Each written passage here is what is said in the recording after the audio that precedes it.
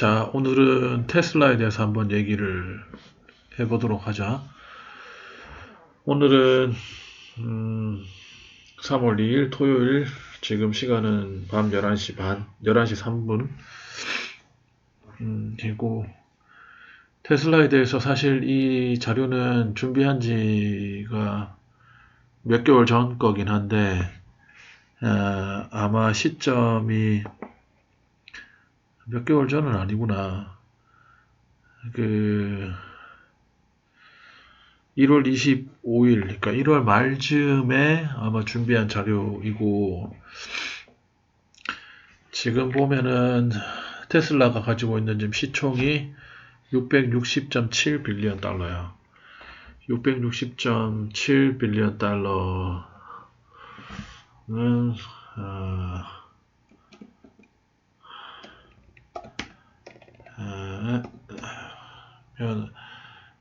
상당히 큰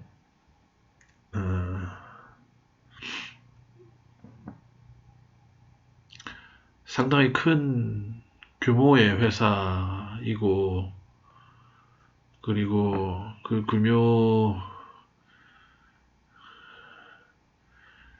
규모를 고려해 봤을 때,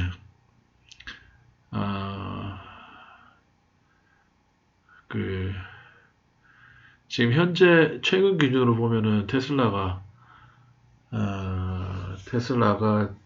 지금 오늘 시점으로 지금 내가 영상을 찍는 거 기준으로는 지금 시총이 조금 내려가긴 했는데, 지금 645 빌리언 달러 정도로 보이는데, 이제 미국에 상장된 주식으로는 브로드컴 다음으로 지금 12위이고, 일종의 상기를 하나 하는 차원에서 얘기를 하자면, 마이크로소프트 시총 1위, 그 다음 애플, 엔비디아, 그 다음에 사우디 아람코, 아마존, 구글, 메타, 버크셔 해스웨이, 엘리릴리는 뭐지? 엘리릴리가 있고, 그 다음 TSMC, 브로드컴, 그 다음 테슬라야. 그 다음에 비자가 있네. 비자도 굉장히 시총이 큰 회사구나. 어쨌든 시총으로서는 상당히 큰 회사이고, 매출을 보면은 매출은 연평균 성장률을 따져봤을 때는 34%의 성장률을 보여줘서 상당히 높은 수준의 그 매출 성장세를 보여준다. 이제 분기별로 자료를 만든 건데 꾸준한 성장세를 보여주고 있고, 이 옆에를 보면 이제 딜리버리라고 하는 거는 인도량을 얘기하는 건데, 인도량도 앞전에서 얘기한 매출처럼 꾸준하게 상승을 보여주고 있어서 연평균 성장률은 39%이고, 연평균 성장률이 여긴 39%인데 이건 34%인 이유는 이제 실제로 차량을 인도한 거 대수는 이제 39% 증가했는데, 이제 매출 수익이 34%만 증가했다는 거는 약간의 가격 조정이나 아니면은 그 제품군이 섞이면서 우리가 흔히 믹스라는 얘기를 하는데, 그 부분이 반영된 것 같은데, 어쨌든 두 그래프가 보여주는 건 모두 긍정적인 회사의 성장세를 보여주고 있다라는 걸 알 수 있고, 그로스 프로핏은 이제 가장 최근 발표인 2023년 12월 분기, 마지막 4분기를 봤을 때는 17.6%를 찍었는데, 이제 일종의 모델 Y, 그 다음 모델 3 등 약간의 어느 정도의 가격 인하가 영향이 있어서 25%보다 더 높은 수준을 찍었던 지난 2022년 3월 분기 대비했을 때는 내려오는 수준이나, 아마 이 그로스 프로핏이 조금 더 내려갈 가능성은 있을 수도 있어. 이것 때문에 주가가 영향을 받는 것도 사실이고, 왜냐면 이게 이렇게 내려온다는 얘기는 어쨌든 회사가 벌어들이는 수익이 떨어진다는 뜻이고, 그러면은 그 수익이 어쨌든 주가에 영향을 미칠 거니까. 근데 지금은 테슬라가 전기차 시장을 점점 더 장악해가고 있는 상황에서 전기차라고 하는 이 저변을 확대하는 이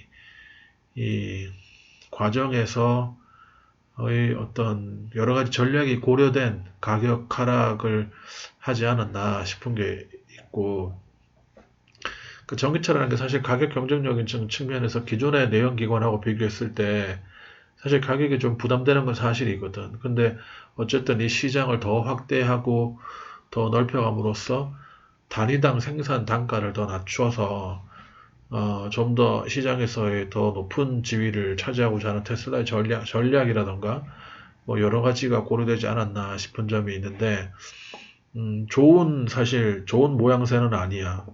좋은 모양새는 아닌데, 어쨌든 시장을 더 발전시키다는 측면에서 일단은 관망하는 걸로 좀 더 지켜보는 걸로 하고, 이비타는 꾸준히 성장을 해서 성장하고 있는데 최근 들어서 조금 더 뭐 유지되는 수준으로 머물러 있다. 근데 이것도 나쁜 지표는 아니고 굉장히 좋은 상황이라고 나는 생각을 해. 하고 지금 현금 흐름이 캐시플로우를 봤을 때도 지금 상당히 높은 수준의 현금을 보유하고 있고, 그리고 파란색으로 보이는, 그러니까 영업 활동을 통해서 벌어들이는 캐시가 꾸준히 들어오고 있는 상황이고, 그리고 이제 약간 주황색으로 보이는 부분들, 투자 활동으로 이를 통해서 돈이 나가는 것들을 보면은 지속적인 투자를 지금 계속하고 있다는 걸로 보이고, 그럼에도 불구하고 아주 높은 수준의 현금을 보유하고 있다는 거 매우 좋은 거라고 보여지는데, 지금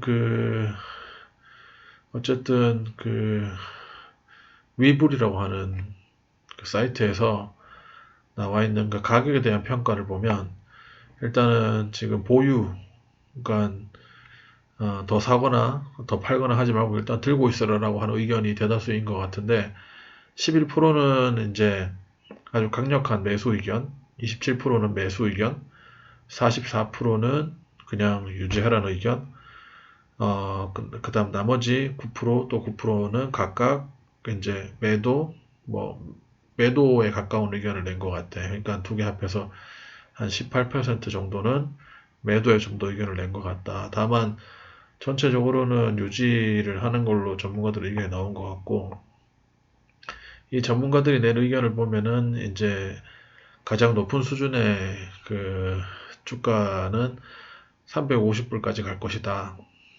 그 다음에 가장 최악의 시나리오로 갔을 때는 24불.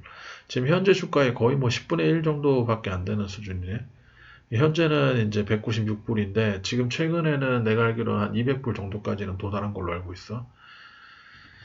있고, 주가 상황이 사실상 지금 그렇게 뭐 나쁘다 좋다라고 언급하기도 그런 게, 그래도 그런 게 이제 사실상 테슬라는 지금 현재 테슬라 갖고 있는 기술력에 대응할 만한 경쟁자가 지금 시장에 없는 상태야. 없는 상태인데, 테슬라가 가지고 있는 가장 큰 문제 중에 하나가 빠른 생산, 그러니까 대량 생산을 어떻게든 빠르게 이뤄내는 게 더 중요하거든. 중요한데, 어쨌든 텍사스 기지도 있고, 그 다음에 중국 상하이 기지도 있고, 그 다음 독일의 베를린 기지도 있는데, 이 세 개의 메가 팩토리에서 생산을 해내는 양이 전체 전기차 시장에서 필요로 하는 수요량만큼 생산을 이뤄낼 수 있느냐에 대해서는 아직 그 정도는 아닌 것 같고, 그리고 최근에 어떤 전문가들은 전기차에 대한 수요가 좀 줄어들고 오히려 지금 시장은 전기차로 바로 가기가 그래서 약간 하이브리드 시장으로 가는 게 더 이제 수면 위로 올라오고 있다 이런 얘기가 있던데, 그 얘기가 일면 맞는 면 같기도 하지만 내가 보고 있는 거는 전기차에 대한 수요가 준 건 사실인 것 같아. 다만 테슬라에 대한 수요는 그렇게 꺾이지 않았다는 게 내가 관심 있게 보는 전문가들의 의견이고, 즉 테슬라에 대한 수요는 여전히 존재를 하고, 그 다음 테슬라가 가격 경쟁력을 통해서 시장에 대한 접근을 잘만 유지를 해간다면 시장을 점차 더 시장에 더 많은 파이를 먹게 될 거라고 난 분명히 확신을 해. 왜냐하면 다른 경쟁자가 없고 테슬라는 꾸준히 자기가 가지고 있는 실력을 그대로 잘 보여주고 있거든. 그, 그 일론 머스크가 사실은 뭔가를 뭐 조만간 할 것 같다, 할 것 같다, 뭐 이렇게 얘기한 것들이 계속 시기가 늦춰지고 실제로 그 결과물이 나왔을 때 예상과는 다른 모습들이 보이는 건 사실이야. 예를 들면 자율주행 같은 것도 사실은 뭐 벌써 달성했었어야 되는 건데 일론 머스크의 말에 따르면 근데 사실 지금 자율주행이라고 하는 게 아직까지는 완벽하게 나온 건 아니잖아. 하지만 그 최근에 나온 그 FSD의 버전 12라고 하는 건가? 그 버전에 대해서는 고속도로를 운전할 때는 전혀 문제 없이 운행할 수 있는 수준이었고 복잡한 시내 상황이나 어떤 여러 가지 변수가 존재하는 복잡한 도로 이제 어떤 그 시내에서의 어떤 주행 환경에서는 아직 완전히 그 완벽한 수준을 보여주기는 좀 힘든 것 같다라고는 하지만 그럼에도 불구하고 내가 봤을 때 가장 압도적으로 그 자율주행에 앞서 있는 기술력을 가지고 있는 게 테슬라이고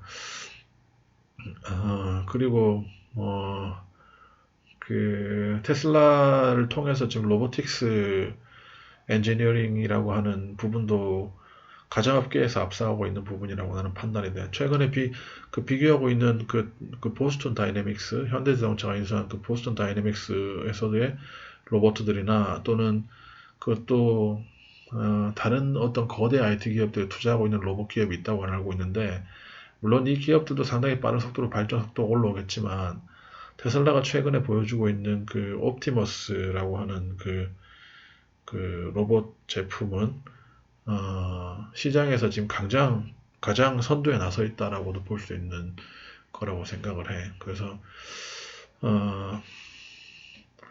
시장에서의 어떤 주가 흐름이 그렇게 만족스러운 상황은 아니지만 그래도 앞으로 테슬라가 보여줄 수 있는 가능성이라는 걸 고민을 했을 때 여전히 충분히 이 주식에 대해서 긍정적인 어떤 마음을 가지고 가는 거는 내 생각으로 맞는 것 같고 EPS를 보면 EPS는 연평균으로 성장했을 때 EPS를 연평균 성장률로 보는 게 맞는지 모르겠지만 어쨌든 계산을 해봤을 때 30% 증가를 한 걸로 보이고 이렇게 조금씩 꺾이는 부분들에 대해서는 이제 그 한 번씩 그 테슬라 차량에 대한 가격을 이제 좀 인하하는 부분들 때문에 가격이 꺾인 거는 맞는데 가격을 꺾는 거에 대해서 여러 가지 말들이 많은데 우리가 이거에 대해서 생각을 해봐야 될 부분이 실제로 테슬라가 지금 시장에서 가장 앞서가는 회사인 거는 맞는데 다른 경쟁자들이 지금 모든 메이저한 자동차 업체들이 테슬라를 따라오고 있어. 따라오고 있기 때문에 테슬라는 이 시장을 통제할 수 있는 권한이 있다고. 그래서 테슬라가 가격을 내릴 때마다 시장 전체에 주는 충격이 어마어마한데 실제로 뭐 쉐보레라든가 아니면 다른 뭐 아주 큰 자동차 업체들의 경우에도 포드나 뭐 이런 데도 전기차 한 대를 만들어서 판매할 때마다 손해를 보는 구조라고 이렇게 얘기하기 때문에 테슬라 가격을 내린다는 자체는 그들에게는 엄청난 압박이 될 거란 말이야. 그래서 이게 약간 양날의 검인데 현재 상황에서는 이제 테슬라가 이 가격에 대한 통제를 어떻게 잘 가져가느냐가 앞으로 테슬라가 시장을 어떻게 더 빠른 속도로 그 시장을 장악할 수 있고 그리고 그게 어떤 자동차 산업, 특히나 전기 자동차 산업을 어떻게 더 성장시켜서 나갈 수 있는지에 대한 중요한 어떤 그 부분이 되는 거라고 생각을 해.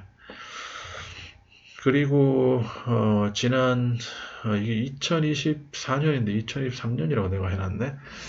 2024년 1월 25일에 있었던 어닝콜이 있었는데 이때 이제 어닝콜이 이제 주당 0.71불이라고 해서 포캐스트보다는 좀 떨어지는 수준이어서 그래서 이때 발표 때 아마 주가가 약간 흔들렸던 것 같아. 약간 밑으로. 그렇구나. 이게 price down to 196 from 209. 6.2% 정도 주가가 좀 크게 영향을 받았던 시기이고, 2023년도에는 약 1.2 밀리언, 그러니까 120만 대의 모델 Y의 생산 차량을 인도했다. 모델 Y에 한해서요. 그러니까 모델 Y가 가장 인기 있는 모델로 판매가 된 거야. 전체 전기차. 전체 전기차인지 전체 차량인지 전체 차량이었나? 어쨌든 굉장히 인기 있는 차량으로 120만 대가 이제 인도가 되었다는 거고, 들고 있는 현금 보유가 아주 막강하기 때문에 이제 이걸 통해서 어떤 뭐 투자든 또는 뭐 아니면은 어떤 다른 유망한 사업을 인수하거나 연수하거나 하면 내부적으로 어떤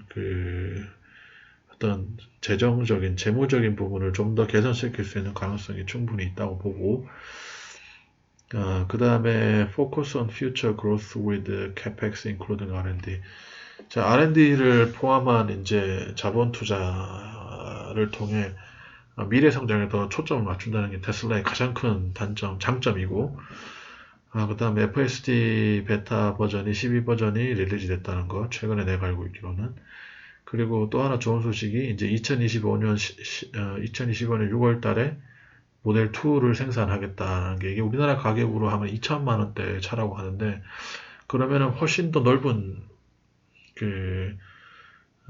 더 넓은 시장을 가질 수 있게 되는 거지. 현재는 지금 모델 3, 그 다음 모델 Y, 모델 X, 모델 Z, Z 맞나? SEXY 해서, 모델 S구나.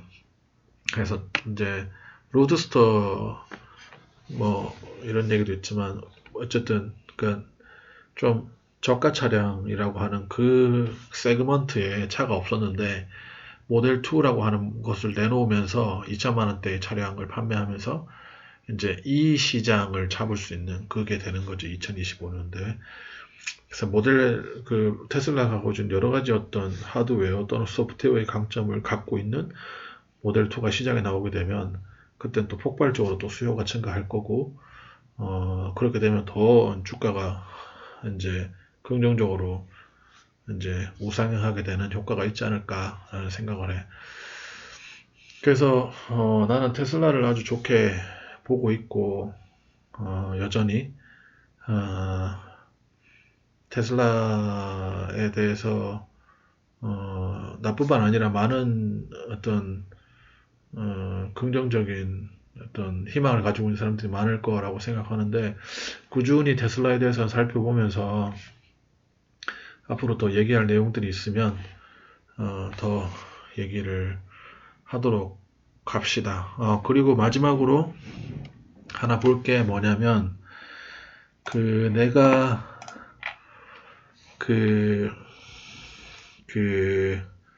지금 현재 전 세계의 어떤 선진국들을 기점으로 내연기관차, 그러니까 쉽게 얘기하면 이제 기름을 넣어서 가는 차들을 어느 시점에 생산을 중단하거나 판매를 중단하는 것들을 이제 내부적으로 규제하고 있고 법령을 만들고 있어. 그래서 결론적으로 전 세계가 내연기관차, 그러니까 기름을 넣어서 가는 차들을 이제는 다 버리고 전기차로 가는 거야. 그러면 결론적으로 전기차라고 하는 시장은 분명한 시장이고, 그 시장을 지금 장악해 나가고 있는 테슬라가 우리가 보유해야 되는 회사 주식이라고 생각하는데, 그럼 과연 각국들이 내연기관차들에 대한 규제를 어떻게 하고 있느냐를 아주 간단하게 이제 제미나이라고 하는 이제 AI를 통해서 한번 이렇게 질문을 했어. 그러니까 답을 줬는데,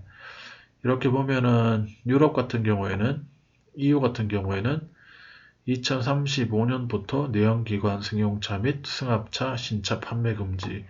그러니까 이때 금지야. 근데 자, 35년이야. 자, 영국은 2030년부터 휘발유 경유 차량 신차 판매 금지, 프랑스는 2040년부터, 미국의 캘리포니아는 2035년부터, 캐나다는 2035년, 노르웨이는 2025년, 노르웨이는 좀 빠르네. 아이슬란드는 2030년, 이스라엘은 2030년, 인도는 2030년, 중국은 2030년까지 내연기관 승용차 신차 판매 금지 시행 가능성 논의 중이다. 이렇게 나와 있거든. 자, 어쨌든 전 세계의 주요 국가들이 큰 시장을 가지고 있는 국가들이 2030년, 빠르게는 2025년부터 2030년 또는 2040년에 휘발유, 경유, 내연기관차들의 판매를 금지한다는 거야. 그러니까 판매를 안 할 거야. 그러면 그때 시점에 판매를 안 한다는 거는 이제 그보다 더 빨리 그 판매 시장이 죽어가겠지. 더 빨리 죽어갈 텐데 그러면 그보다 더 앞서서 생산을 그만둘 거란 말이야. 결론적으로 각국에 있는 자동차 업체들이 결국적으로 가야 되는 방향은 휘발유 경유 차량이 아니라 전기차라고. 그러니까 모두가 다 어, 전기차에 대해서 이제 연구하고 그거를 발전시키기 위해서 노력해야 된다는 거야. 근데 테슬라를 제외한 그 나머지 어떤 회사들에서도 뭔가 경쟁이 가능한 수준으로 차가 나왔다라고 하는 뉴스를 들어보질 못했어. 뭐 그런 얘기를 하는 사람이 있더라고. 그 뭐지? 그 전기차와 관련해가지고 테슬라의 대항마이다. 라고 하는 회사들에 대해서 뭐 이렇게 얘기하는 데가 있긴 한데 대표적으로 중국이 비야디야. 비야디 좋아. 근데 비야디가 어쨌든 중국이라고 하는 시장을 등에 업고 무시할 수 없는 수준으로 발전을 할 거라고 생각을 하는데 과연 테슬라를 현재 위협할 수 있을 만한 수준으로 볼 수 있을 것이냐? 나는 그렇게는 보지 않거든. 그래서 물론 추이를 지켜봐야 되긴 하겠지. 무시할 수 있는 회사는 아니니까. 그래서 비야디라고 하는 데가 있긴 하지만 최근에 비야디가 내놓은 자율주행 소프트웨어를 달고 운전하는 걸 봤는데 너무 좀 뭐랄까 혼란스럽고 휘청휘청 되는 듯한 모습을 봤던 것 같아. 내 기억에. 그래서 아직은 기술력이 테슬라를 따라오려면 먼 것 같고 어, 물론 뭐 저가 차량 시장이라던가 이런 부분에 대해서는 분명히 두각을 나타낼 수 있는 면은 있을 것 같아. 비야디가. 하지만 테슬라와 같은 시장 통제자의 역할을 할 수 있을 것인가라고 하는 거에 대해서는 아니라고 생각해 나는. 그리고 루시드 모터스, 그다음 리비안 뭐 이런 회사들에 대해서 언급하는데 루시드 모터스 같은 경우에도 그렇고 리비안 같은 경우에도 그렇고 그리고 예전에 또 하나 예를 들 수 있는 게 니콜라라고 하는 자동차 회사도 있었거든. 그 세미 트럭을 만든 데가 있는데 세미 트럭이라고 해야 되나 했던 그 큰 트럭 만든 회사가 있었는데 니콜라는 내가 알기로 그 회사 자체가 아예 날아간 걸로 알고 있거든.